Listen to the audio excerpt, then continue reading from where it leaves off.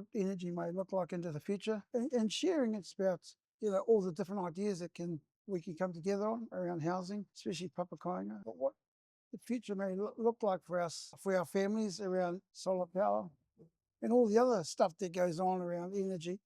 I think it's prudent of us to be able to plan early, get our game plan on the table, but work together. And I think collaboration is the biggest way to do it. But we've got to learn to share.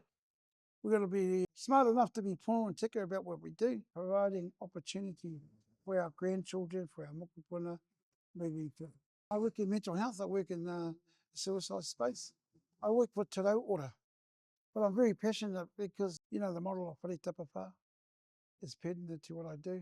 And I think that I work for a great organisation. I also got a small little trust called Tautemu Trust in the Kahununi area. And I love what I do. So renewable energy, I guess, is a big thing for us. It's something new.